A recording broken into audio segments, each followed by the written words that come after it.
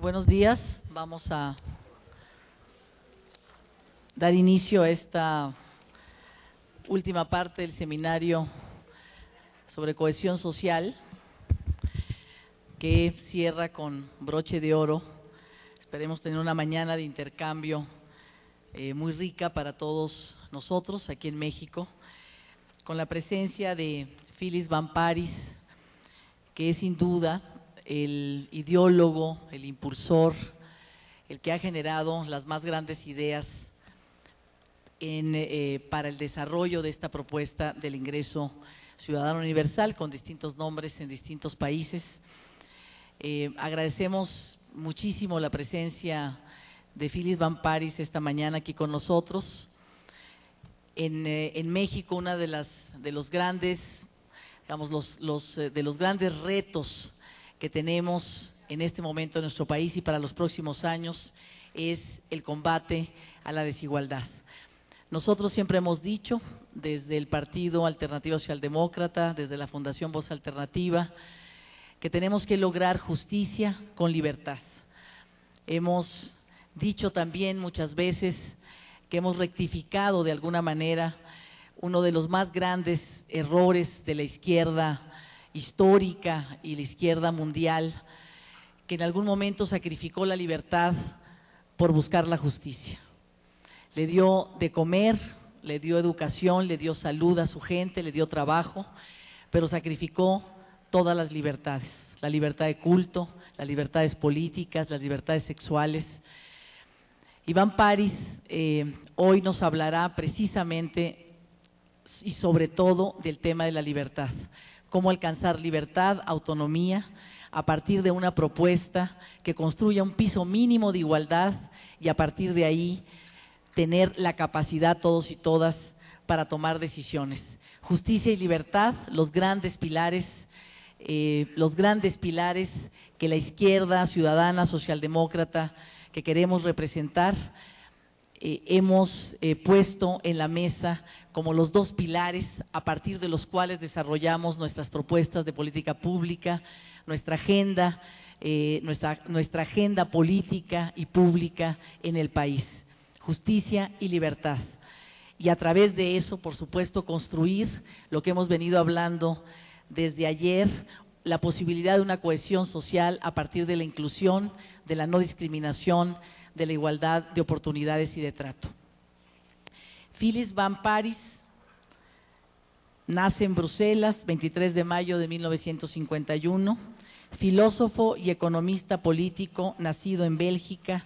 Estudió filosofía, derecho, economía política y lingüística en la facultad, en la Universidad de Saint-Louis en Bruselas, y en las universidades de Louvain, Oxford, Bielefeld y California en Berkeley. Tiene un doctorado en ciencias sociales y en filosofía. Ha sido profesor en diversas universidades en Estados Unidos, Harvard, Yale, Reino Unido, Manchester, Oxford, Francia, Holanda, Canadá, China, Congo, Rusia, Brasil, entre otras. Es uno de los fundadores de la Red Europea de Renta Básica, BIEN, por sus siglas en inglés, la cual se convirtió en la Red Mundial de Renta Básica, en donde preside la Mesa Directiva Internacional.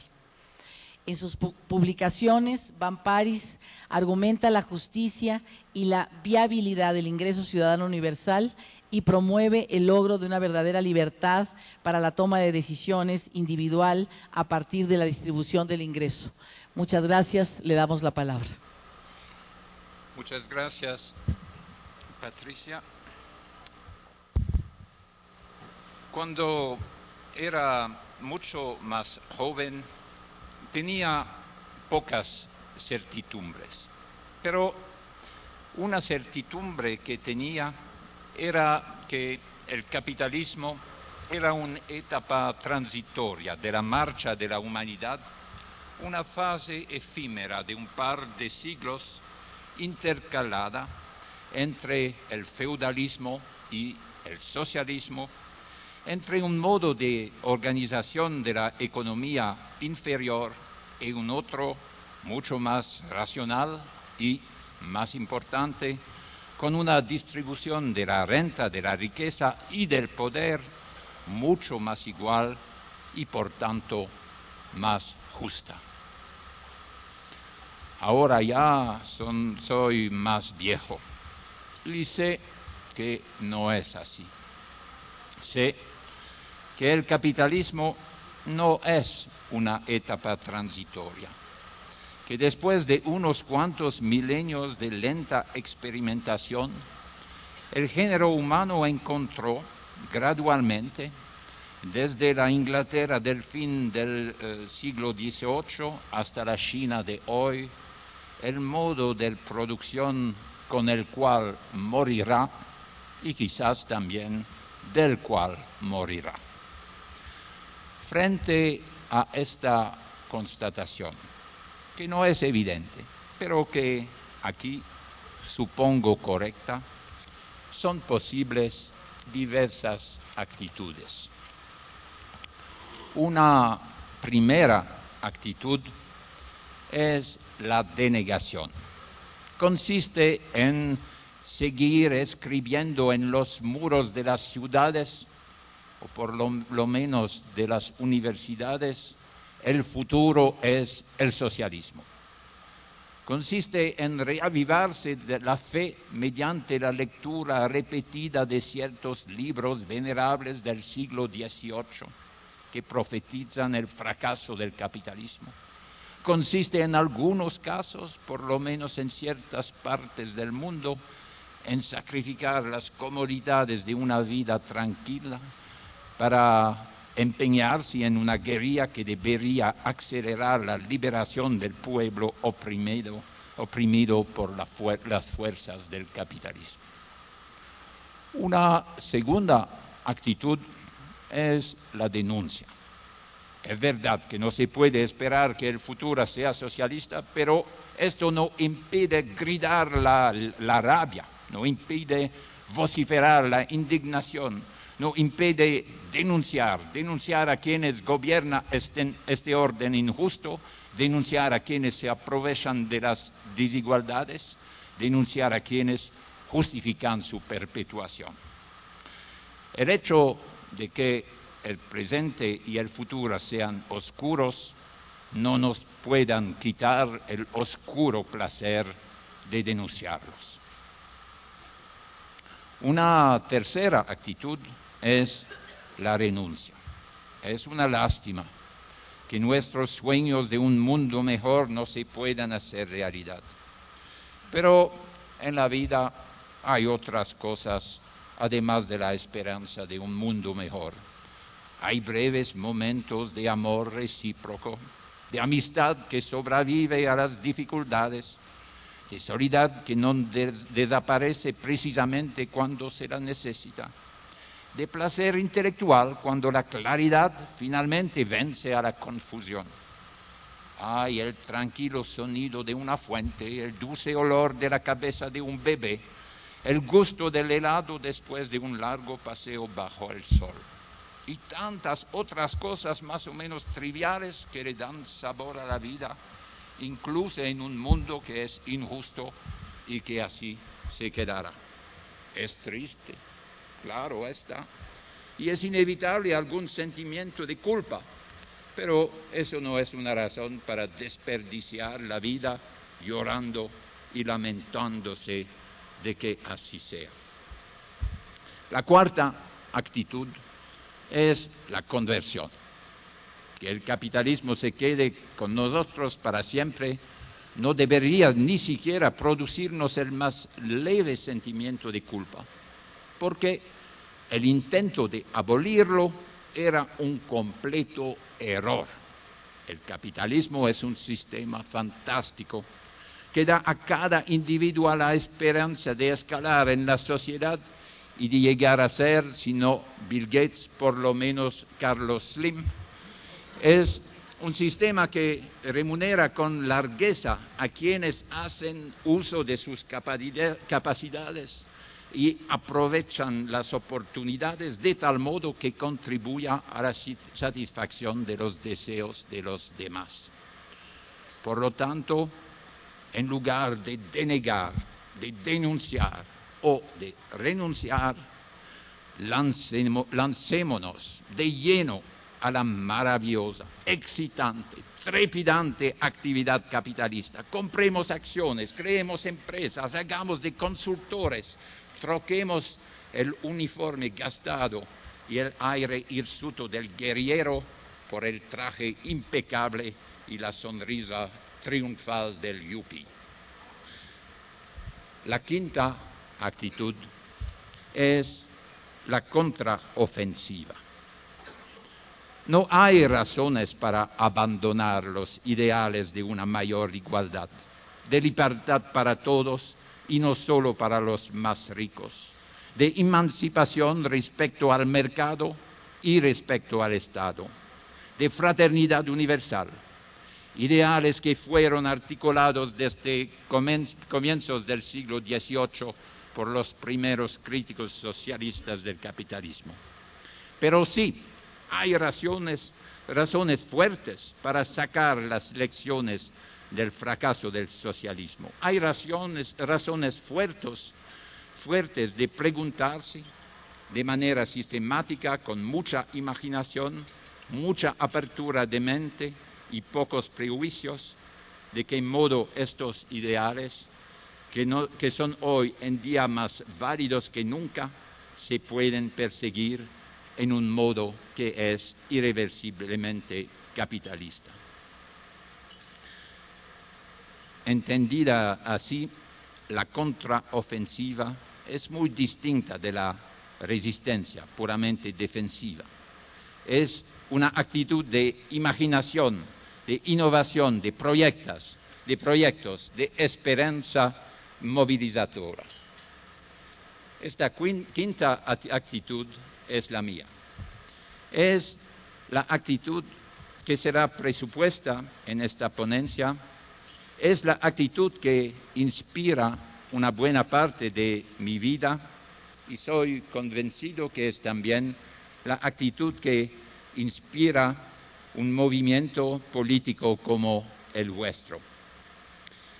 No digo que sea la única actitud válida, no digo que sea la más inteligente, no digo que es la que ofrece más probabilidad de hacernos felices, no digo que es la más valiosa desde el punto de vista moral, pero sí es la actitud que yo erigí, la que tentó en mis escritos como en mis compromisos públicos de llevar a efecto y la que invito ardientemente a otras y otros a adoptar,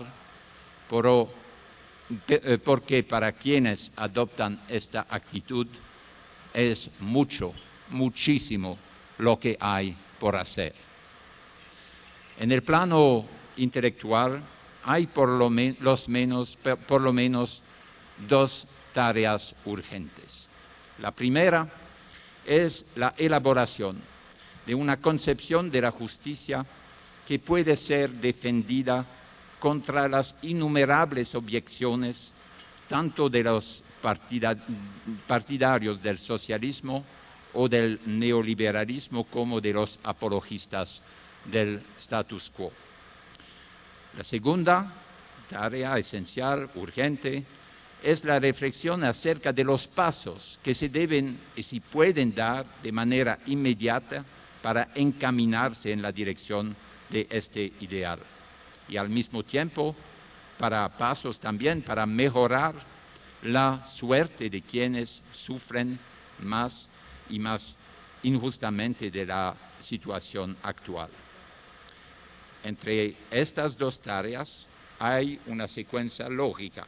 La primera, sobre los ideales, la concepción de la justicia, debe preceder la segunda, sobre los pasos inmediatos. Pero es claro que la segunda se debe empezar a abordar vigorosamente sin esperar a que todos los problemas de la primera se hayan resuelto. Aquí quiero dar muy brevemente una idea de lo que me parece más prometedor como realización de la primera tarea, la construcción de una utopía realista, la elaboración de una concepción coherente, defendible de una sociedad justa, de un mundo justo, con un énfasis hoy sobre la dimensión distributiva. Y después me volveré a la segunda tarea, la exploración de los caminos de corto o medio plazo, específicamente en un país como el México, con referencia a programas como oportunidades o la pensión alimentaria para adultos mayores del Distrito Federal. La visión. Imaginemos una sociedad capitalista, en el sentido de que la gran mayoría de los medios de producción están en manos privadas, pero con un conjunto de características particulares. En esta sociedad, los poderes públicos cumplen papeles esenciales, por ejemplo, en la protección de la seguridad personal y en el control vigoroso de los costos ambientales. En esta sociedad, además, cada ser humano tiene acceso a una educación de calidad y gratuita hasta el final de la educación secundaria. Cada ser humano tiene acceso a servicios de salud básica, de calidad y esencialmente gratuitos.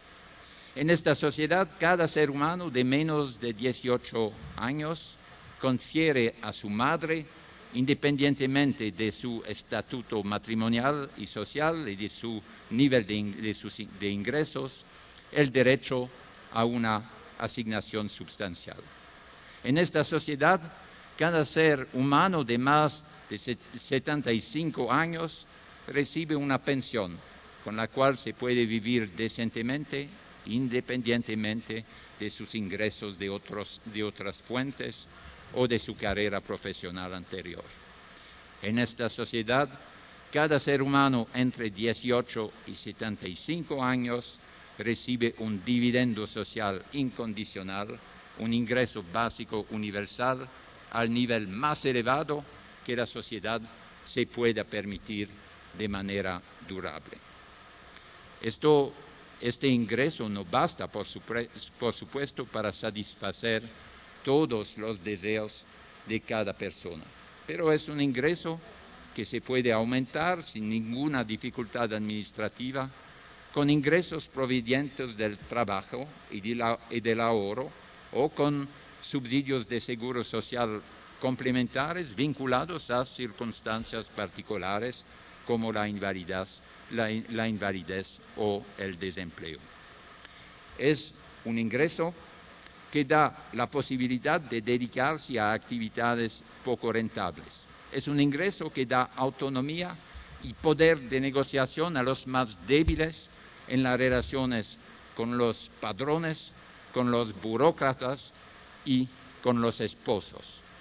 Es un ingreso que no genera estigmas o trampas, pues se paga a todos, no solamente a los pobres, no solamente a los desempleados. Podemos imaginar un escenario de este tipo en el ámbito de una nación.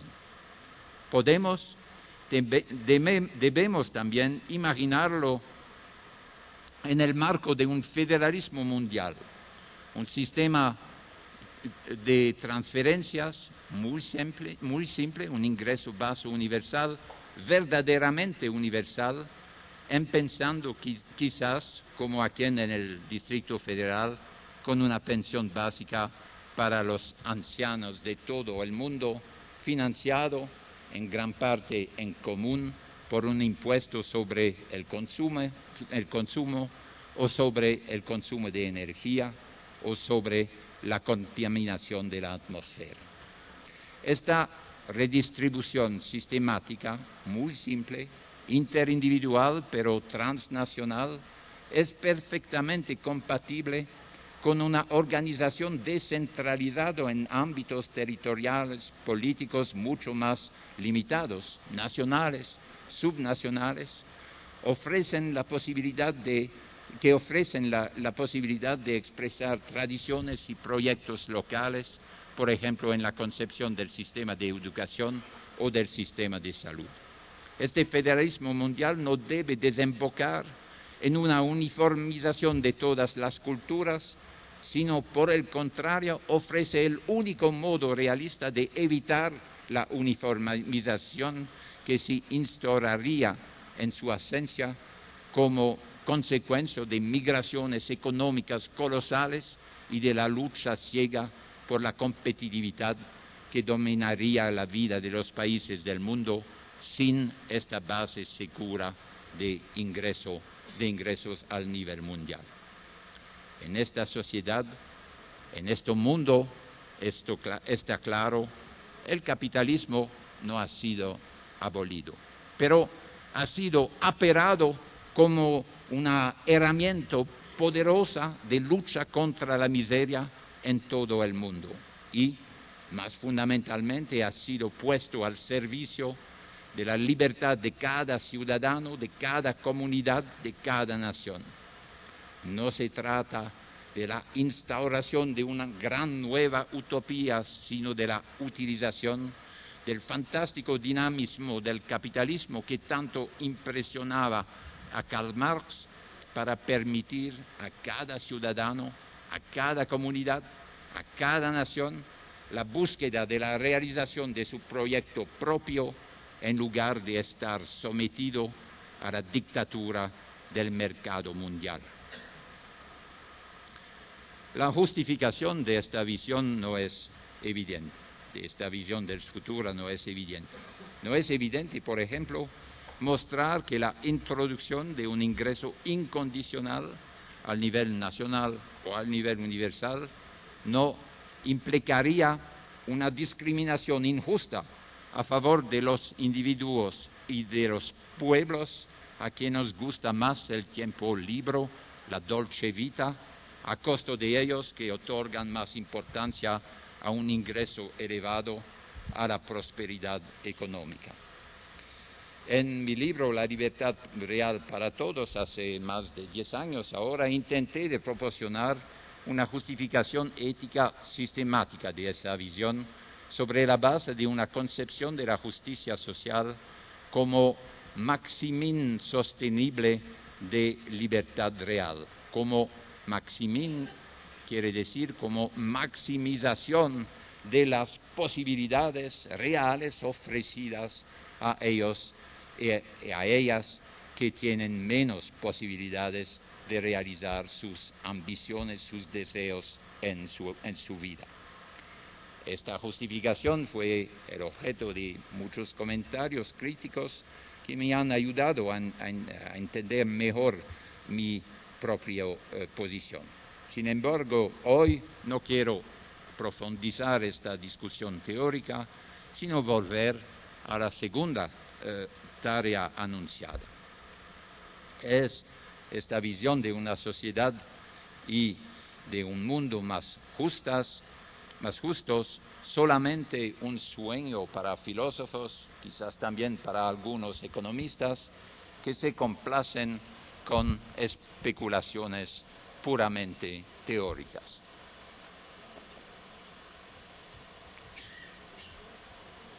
Para mí es evidente que no, que es una visión coherente del futuro deseable que, claro está, no se realizará sin esfuerzos, pero que no descansa en una concepción idealista y realista de la naturaleza humana y que puede inspirar, orientar, motivar hoy, mañana, pasado mañana, pasos modestos y más ambiciosos en la dirección de una sociedad y de un mundo más justa.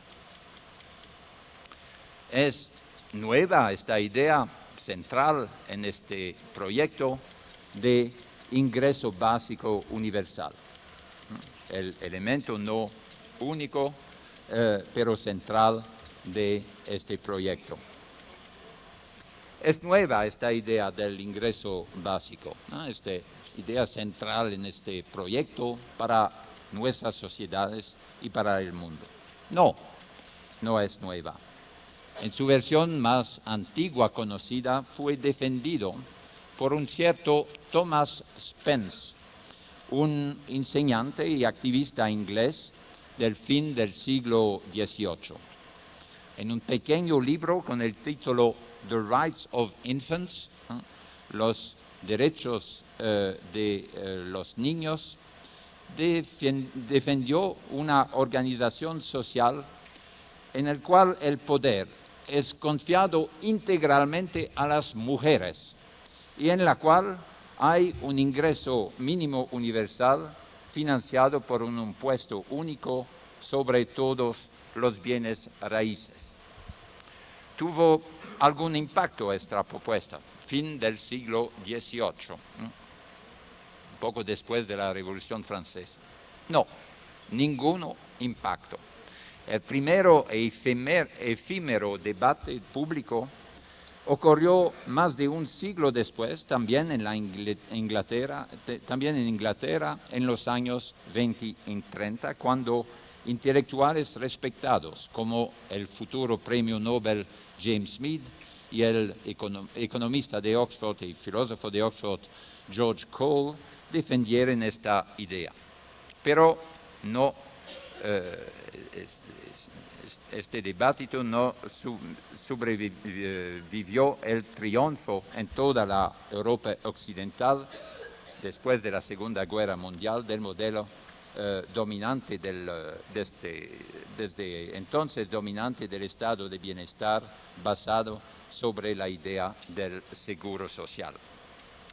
La idea reapareció después de los años 30 en Norteamérica hacia el fin de los años 60 junto con la idea afín de un impuesto negativo y fue explorada y defendida por James Tobin, también futuro Nobel, quien fue consejero económico del candidato del Partido Demócrata George McGovern para las elecciones de 72, a quien Tobin logró convencer de incluir la propuesta de un Demo Grant, de un ingreso universal, en su programa electoral. Fue un fracaso electoral, pero por razones otras que la propuesta de un ingreso básico. Desde entonces, desde los principios de los años 70, el debate norteamericano sobre la idea de ingreso y hasta pocos años, hace pocos años, este debate era completamente marginalizado. Así, no se puede decir que la idea es nueva, incluso en este continente norteamericano. Pero la cosa nueva es el desarrollo en los últimos 20 años, es el desarrollo de un debate, de un movimiento mundial sobre esta idea. Comenzó en los años 80 en algunos países de Europa occidental, cuando algunos académicos, sindicalistas, militantes de movimientos sociales, llegados independientemente a esta idea, formaron inicialmente el Basic Income European Network, red europea para el ingreso universal. Organizó congresos mundiales cada 2 años, con la presencia siempre más importante de participantes de Norteamérica, de Sudamérica, de Sudáfrica, de Australia, y así se convirtió en 2004 en el Basic Income Earth Network, con el mismo acrónimo, el bien. ¿Quién puede ser contra el bien? Son solo los defensores del mal. Una red mundial con secciones locales en muchos países, incluso los Estados Unidos. En el mes próximo hay el Congreso Anual de la sección americana en Boston, de la sección americana del bien, y espero también pronto también con una sección local, una sección nacional en México. Ahora, por ejemplo, hay un debate muy activo en Alemania, por la primera vez, con actores muy diferentes como un empresario con 26.000 dependientes, Götz Werner, un excelente comunicador y abogado de la idea, una joven líder del partido de sinistra Linkspartei, el viejo partido excomunista de Alemania del Este, Katja Kipping, y también con el gobernador cristiano democrático del partido del primer ministro de uno de los estados de la Alemania del Este, Dieter Althaus. Así, personas muy diferentes. Pero todo esto es al nivel de las ideas, de las propuestas. Este ingreso básico universal existe también en la realidad. Sí, solo en un lugar en el mundo. Desde 981, el estado de Alaska otorga a cada residente permanente desde la edad de 6 meses hasta la muerte un ingreso básico universal anual que consiste en el dividendo de un fondo creado con el producto de la explotación del petróleo. Ahora, cada uno de los 600.000 residentes de Alaska recibe cerca de $200 mensuales. Claramente, había y hay aún en Alaska circunstancias particulares ligadas a la explotación del petróleo.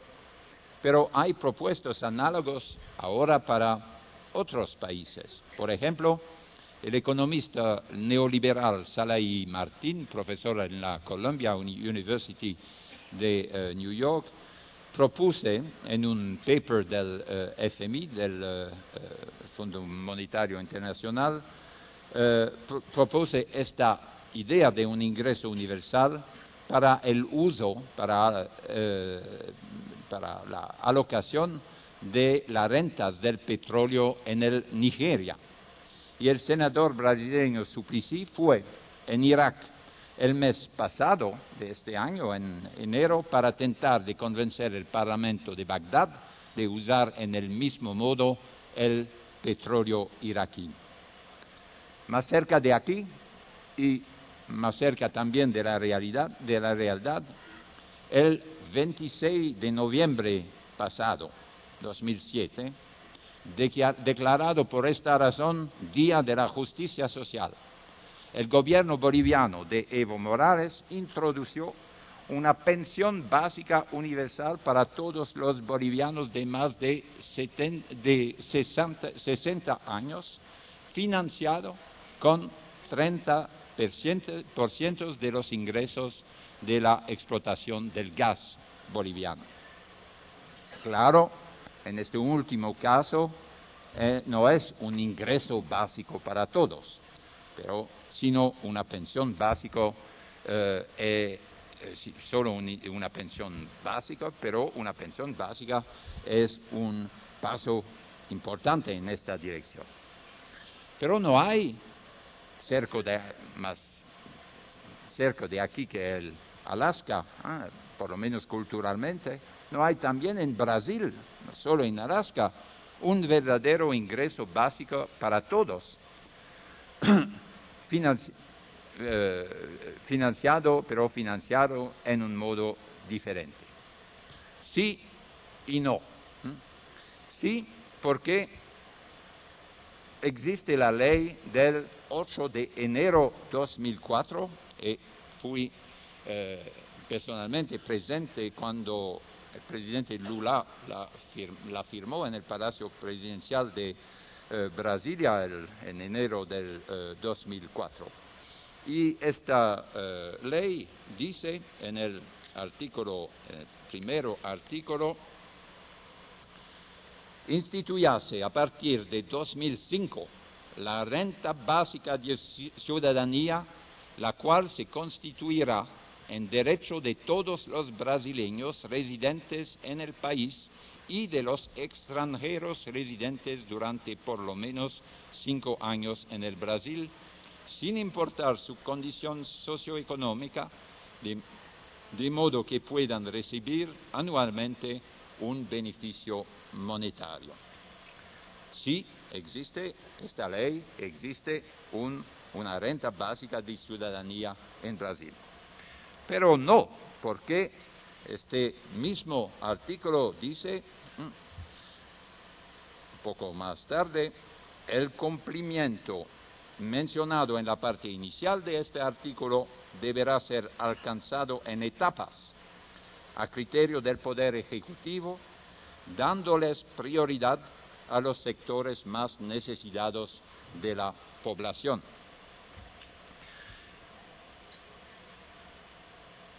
Actualmente, la aproximación principal del objetivo formulada en la ley, en la primera parte de la ley, es el programa de Bolsa Familia, muy semejante al programa Oportunidades en México, con una focalización en la población pobre y con condicionalidades de tipo escuela y salud.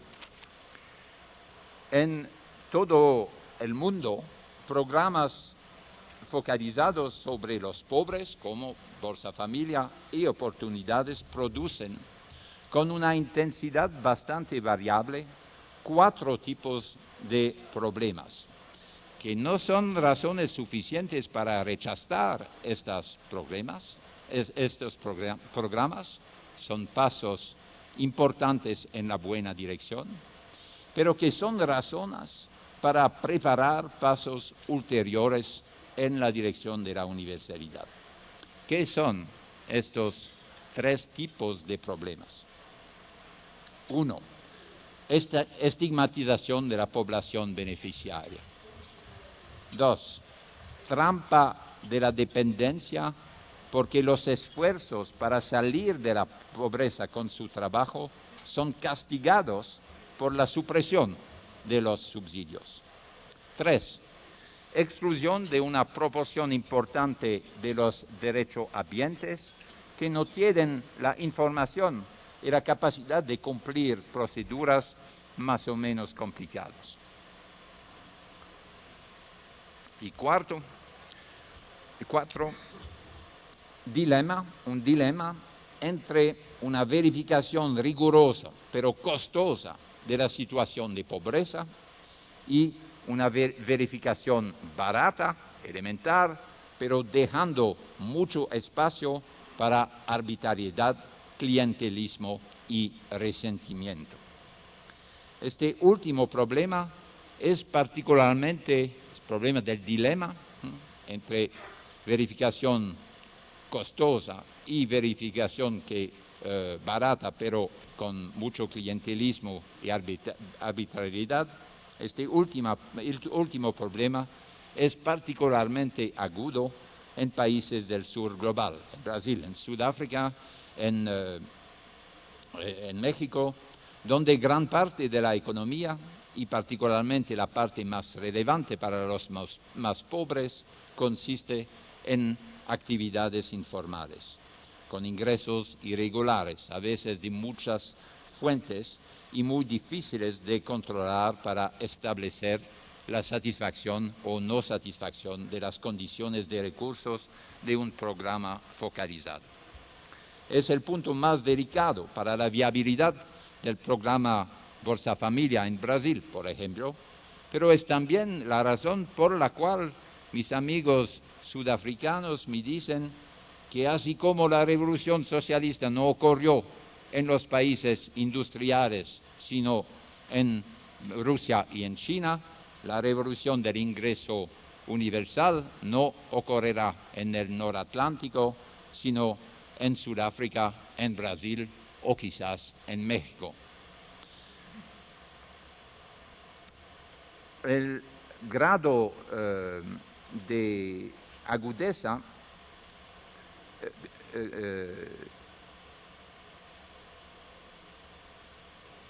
de estos 4 problemas.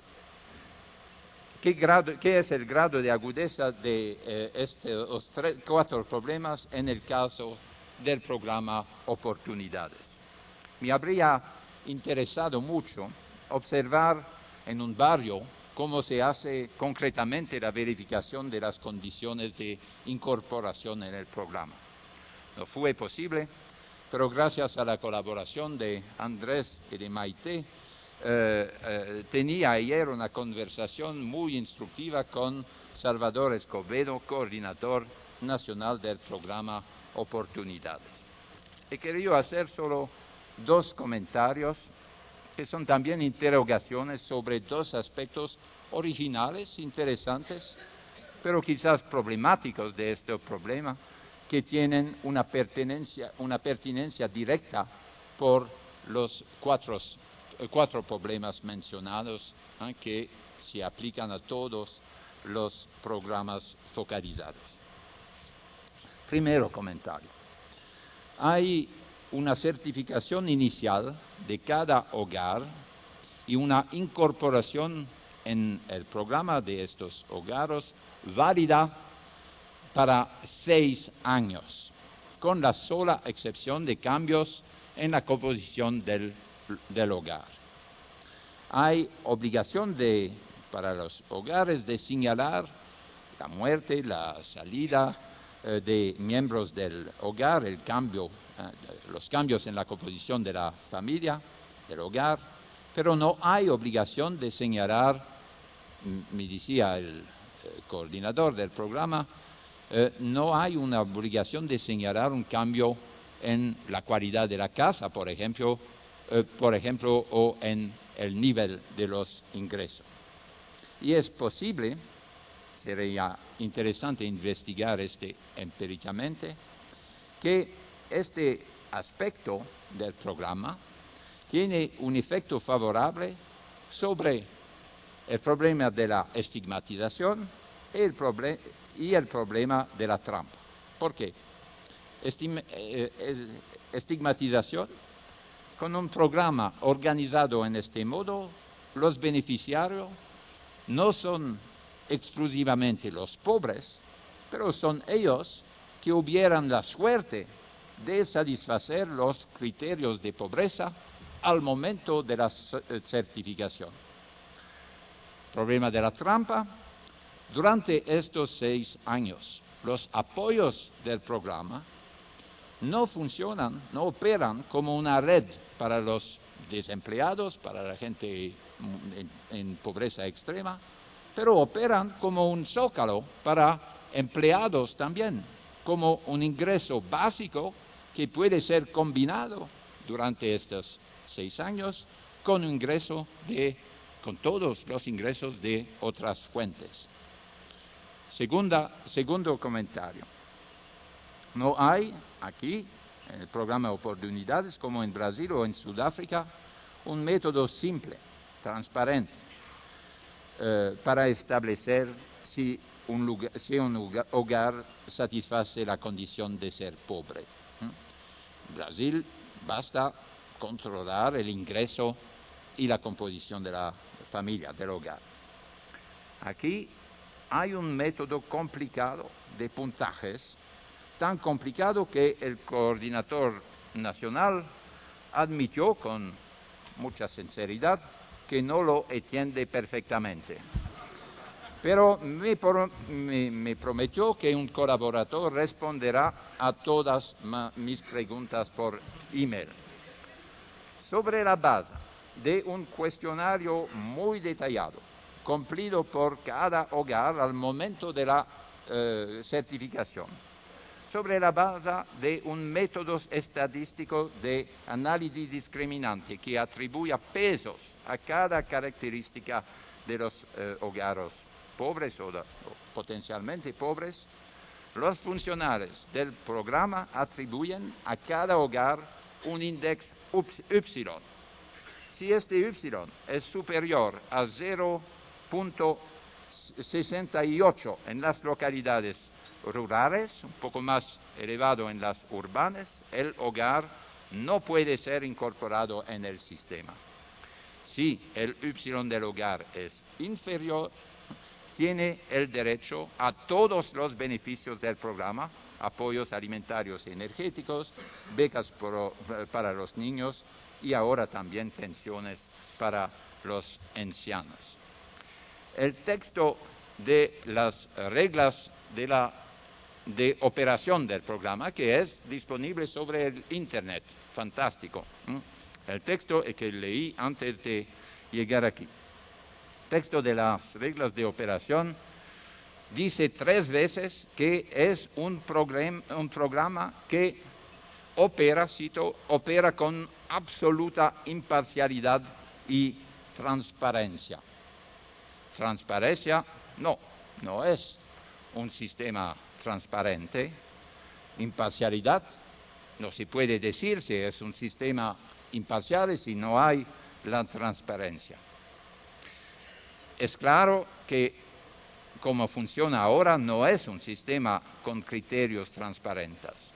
La lista de las variables consideradas, los pesos de las variables no son públicos, no son conocidos en toda la nación, son conocidos en toda la nación solo por una pequeña minoría de los funcionarios de la administración competente. Este tiene la ventaja que los criterios no pueden ser usados en modo oportunista por los beneficiarios potenciales del sistema. No saben qué declarar o qué esconder para maximizar el Y. Minimizar el Y es maximizar la probabilidad de inclusión en el programa. Pero no soy convencido que sea un método superior comparado con el sistema brasileño, por ejemplo, con el sistema más simple utilizado en otros países, respecto a la inclusión de los derechos ambientales y respecto a la solución del dilema entre costo del controllo y arbitrariedad y riesgo de clientelismo. Un paso importante en la buena dirección sería obtener, no debería ser demasiado difícil, la publicación en el web, en el Internet, de la fórmula precisa con la lista de las variables seleccionadas y los pesos atribuidos como se dan el método en términos abstractos en las reglas de operación, se debería hacer este sería un paso importante en la dirección de un sistema mucho más transparente y mucho mejor desde el punto de vista de 2 de los 4 problemas mencionados intrínsecos a estos problemas, a estos programas focalizados condicionales. Así se puede mejorar sistemas de este tipo. Pero se debe también más radicalmente introducir sistemas universales. Por esta razón, el sistema de pensión universal del Distrito Federal es una innovación importantísima porque en el sur global es el primer sistema universal de transferencias en efectivo. Y era muy feliz de aprender ayer que este sistema ahora comienza a ser generalizado en todo el país y es actualmente, 2008, de aplicación en todos los municipios de menos de 20,000 habitantes en todo el México. Estos programas mexicanos, los 2 aspectos, en los municipios rurales y en el Distrito Federal, son más verdaderamente universales que la pensión básica sudafricana, muy impresionante, y un gran ejemplo en la discusión internacional, porque esta pensión sudafricana es pagada a la gente que no tiene una pensión de jubilación del sector formal, que es la gente que tiene la pensión básica es 85% de la población negra de la Sudáfrica, pero no es 100% como en los sistemas mexicanos. Y son también más universales que el sistema boliviano muy reciente, que atribuye una pensión reducida de 25% a la gente que tiene una pensión del sector formal. La próxima tarea es, en este país, como en otros países, incluso países desarrollados como en los Estados Unidos, es de construir un sistema análogo para los niños, sobre la base en este país del progreso importante constituido por el programa Oportunidades.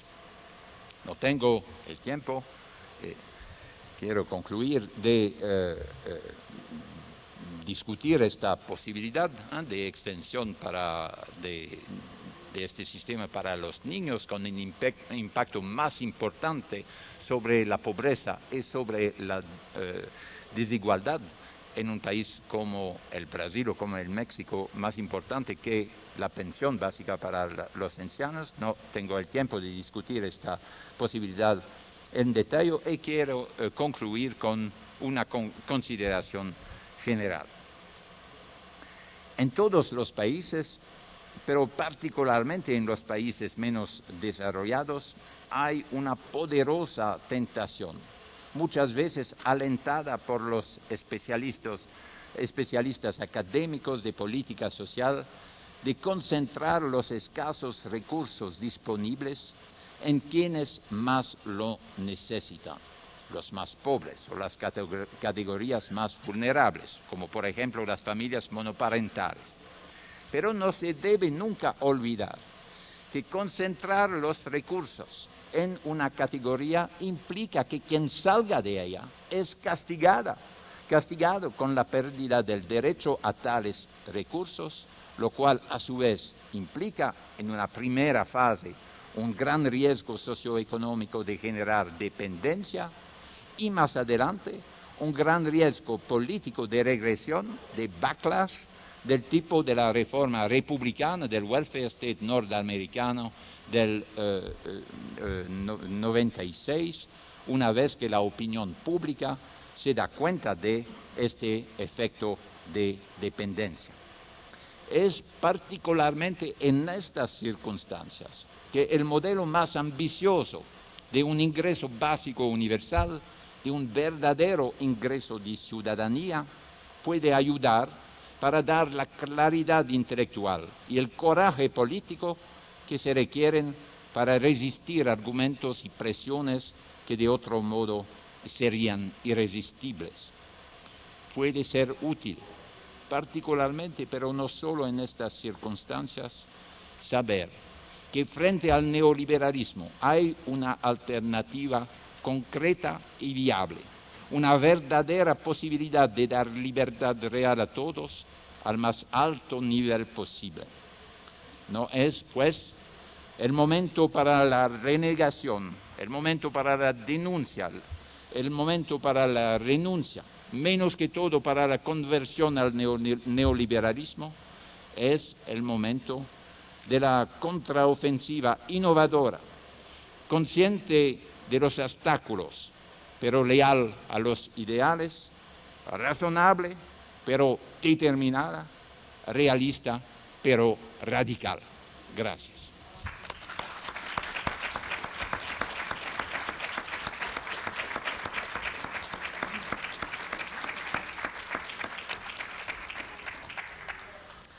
Bueno, pues haremos rondas de 3 para que se haga dinámica el intercambio. Así es que está abierto a preguntas o alguna reflexión corta para tener más tiempo que él reflexione sobre nuestras reflexiones.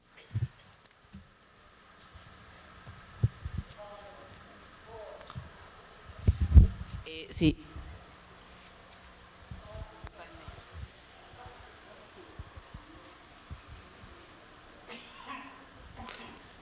Buenos días, mi nombre es Carlos Amtman. La propuesta de este ingreso ciudadano universal es como traer la parucía de una vez, muy bien. Pero en países que tenemos atrasos en cosas estructurales, en donde la escasez del dinero público presiona, y habiendo países con diferente estado de retraso, ¿cuál es el momento o cuál es el factor, los factores que deciden el momento para ya aplicarlo?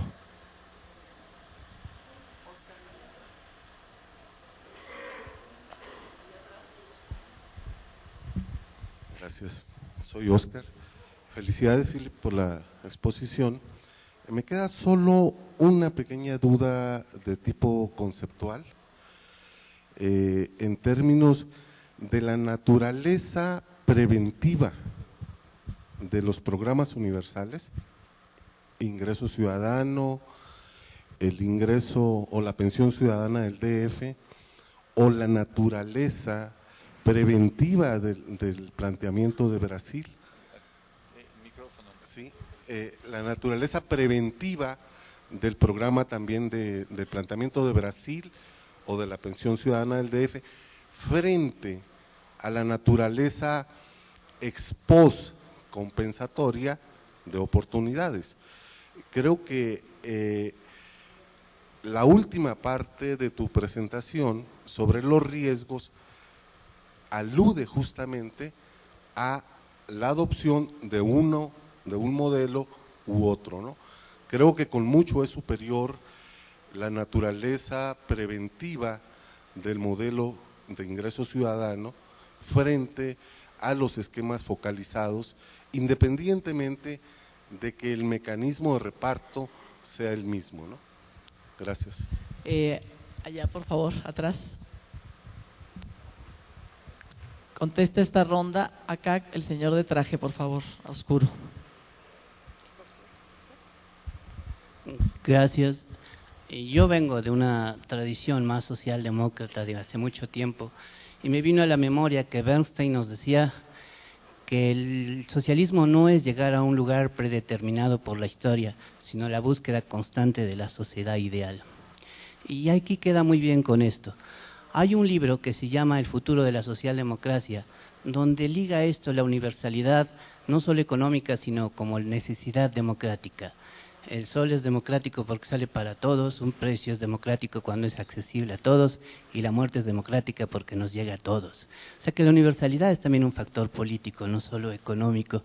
Y en este libro hace algo que puede agregarse a lo aquí dicho, que es el costo, ya lo mencionó también el compañero, el costo de trabajar sobre grupos focalizados.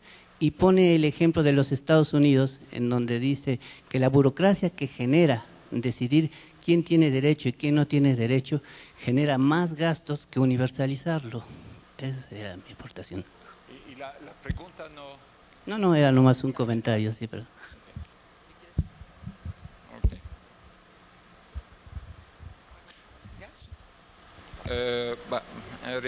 Reacciones breves.